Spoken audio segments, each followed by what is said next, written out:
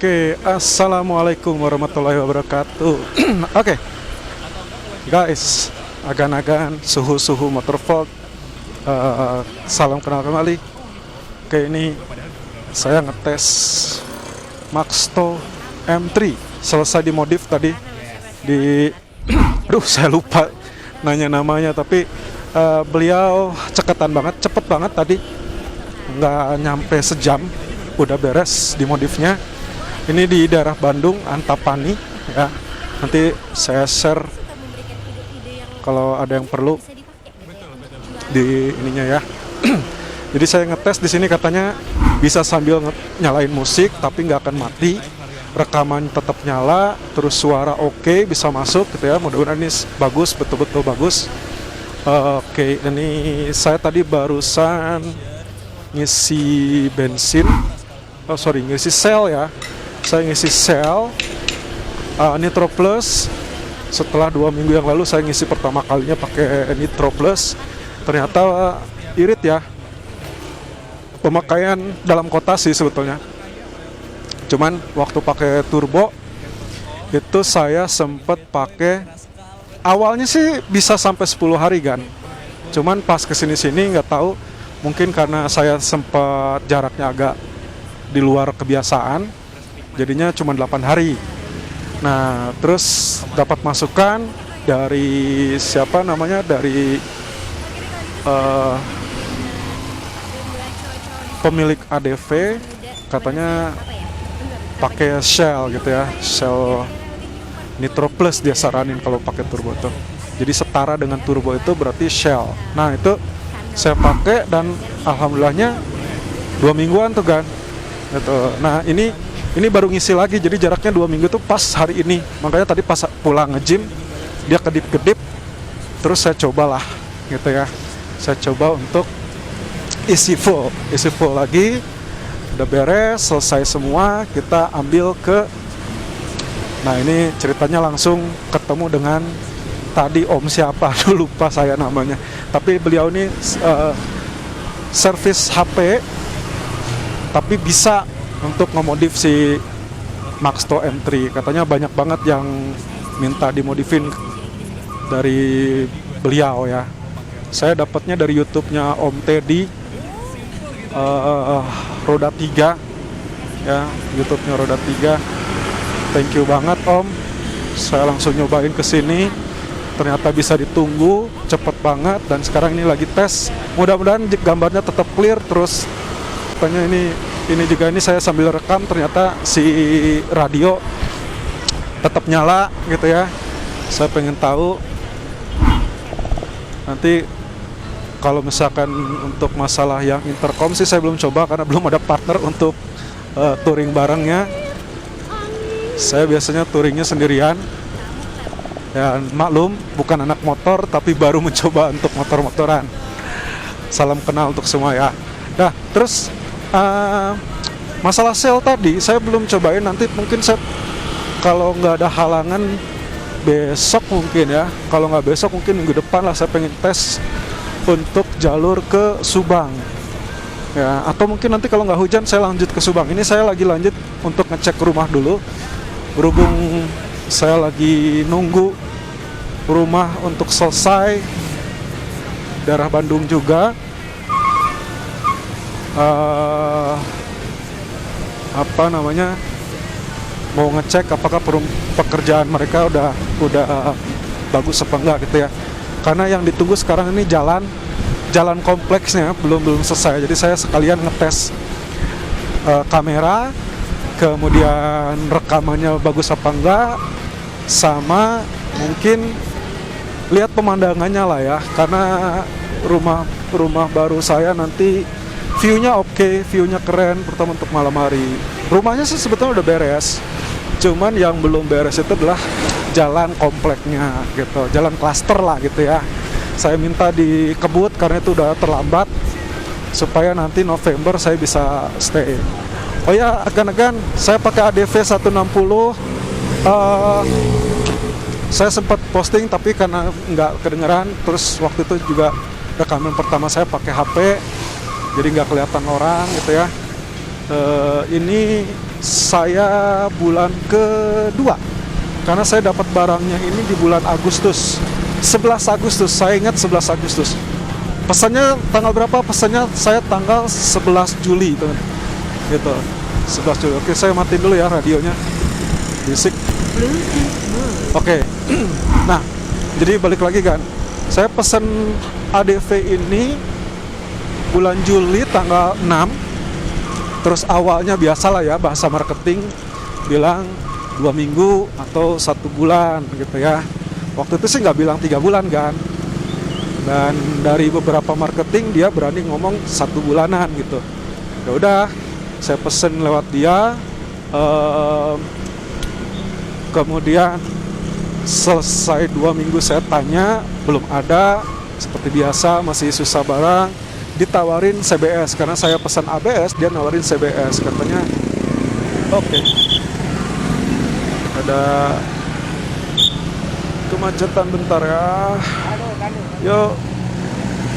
Oke, ini masih macet kan. Oke, clearance. Oke, sebentar ya.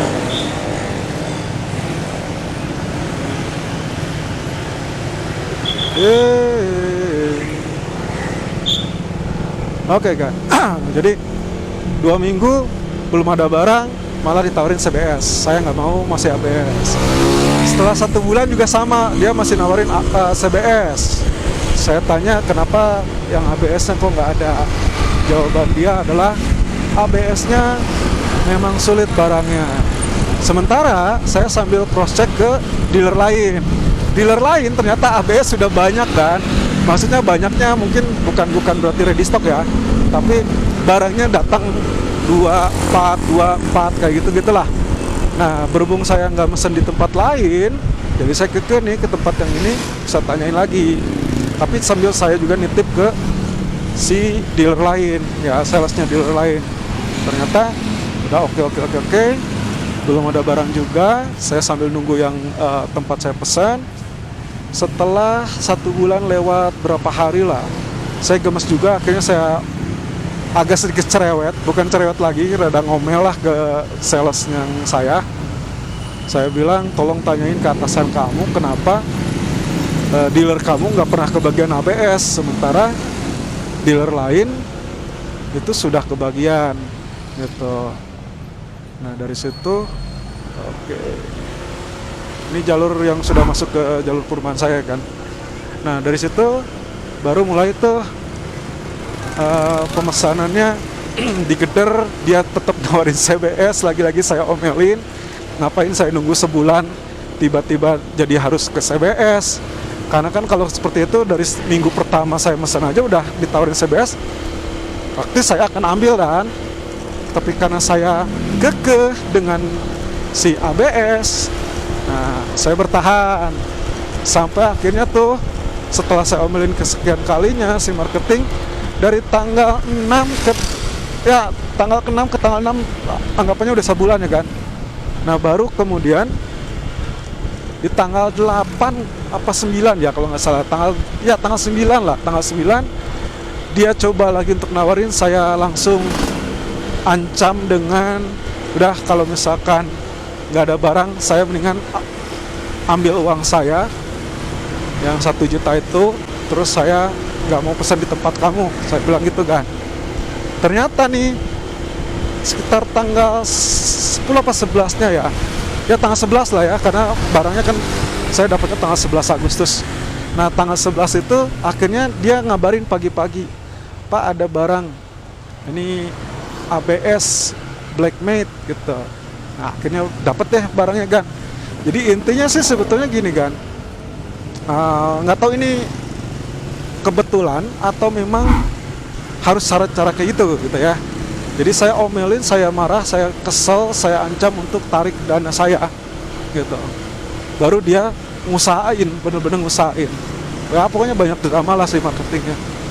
Nah, itu kurang lebih kan. Jadi akhirnya saya dapat barang ini, si Blackmate ini, Dove, warna Dove ABS, saya dapat di 11 Agustus 2022. Terus Nah, untuk servis pertama saya udah servis pertama kan waktu 698 km. Kenapa nggak di 1000?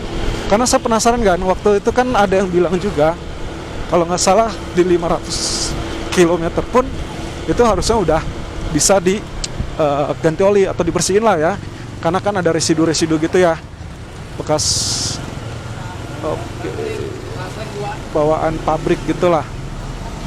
Nah, baru udah sampai selesai servis, ternyata ya ada masalah kan.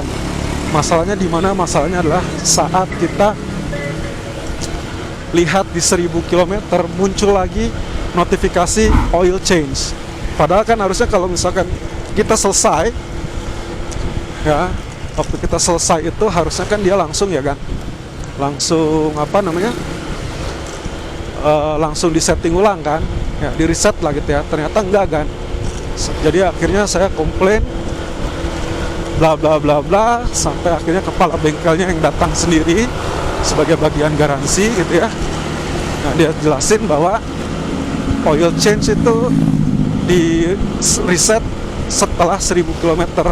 Jadi memang sengaja mereka tidak reset gitu waktu saya datang ke di 698.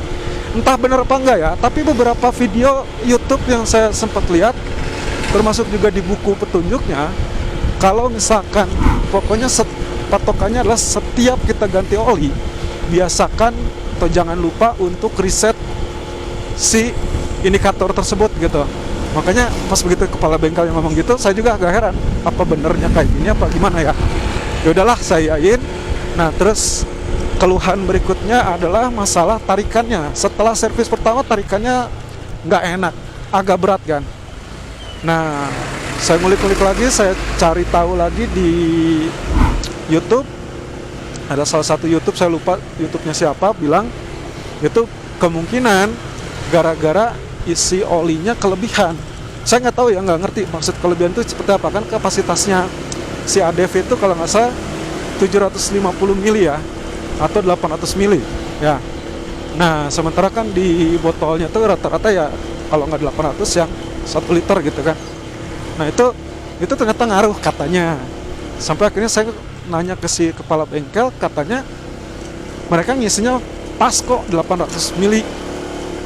Tapi ya udah, akhirnya komplain itu dia dia handle, dia reset. Di depan saya coba reset tapi ternyata gagal. Akhirnya harus dibawa ke kantor dia, ke bengkel dia untuk dilakukan servis ulang gitu ya. Dan begitu dibawa sama mereka, balikin lagi ke saya, si mekanik yang nganterin bilang udah di reset ke settingan awal pabrik. Jadi tenaga tarikannya balik lagi ke awal, sama si olinya ternyata akhirnya mereka kurangi. Mungkin mereka kepikiran juga tenaga dorong yang berkurang itu mungkin juga dari oli gitu ya. Saya nggak tahu deh, intinya dari situ setelah komplain kita sudah diungkapin, nah sudah akhirnya naik enak lagi gitu. Jadi termasuk irit lah ya. Saya nggak tahu nih agan-agan yang pakai ADV 160 apakah dia suara mesinnya kayak gini apa enggak nih. Ini pas lagi tanjakan sih ya, ini pas lagi tanjakan. Kalau lagi jalan rata sih enggak. Nah, tarikannya gimana? Nah, kan bisa lihat sendiri, nggak perlu ngawahan sih ya, nggak perlu takut nih, tanjakan ini lumayan tapi masih bisa oke ke handle.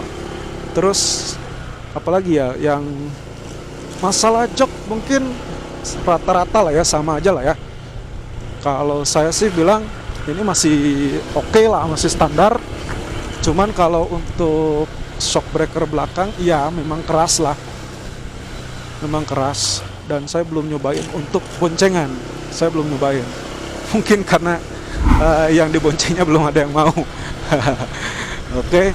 Terus tapi saya ngakalin untuk duduk, saya lonjorin ke belakang kan, jadi dekat-dekat ke tempatnya si orang yang dibonceng. Jadi ya nggak terlalu gimana memang, cuman setidaknya nggak kerasa terlalu keras lah gitu. Kalau suspensi depan sih oke lah ya, agan-agan pasti udah ngerasain. Nah itu kan rumah saya di puncak sana ya, mudah-mudahan kelihatan. Ini daerah Pasir Impun.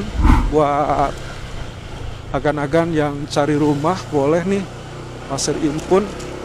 View-nya, kenapa saya ngambil di sini, view-nya saya rasa oke ya. Terus kalau malam saya belum lihat sih, cuman waktu itu saya ngetes di siang hari oke gitu. Nah ini mungkin kalau misalkan udah bisa ditempatin lebih enak lagi kelihatan. Oke, ini lagi finishing jalan tengah. Lihat ya, bisa dinaikin nggak ya? Kayaknya sih bisa ya. Oke kan, bisa coba ya.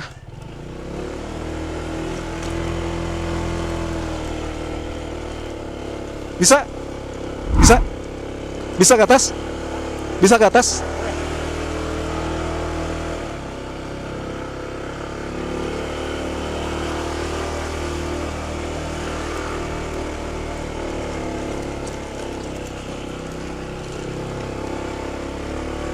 Punten. Oke kan.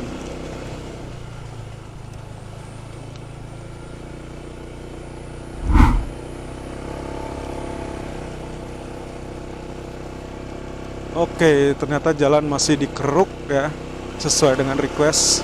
Karena yang sebelah sana masih terlalu nanjak kan. Ini juga sebenarnya harusnya masih kurang nih kerukannya. Tapi nggak apa-apa lah ya.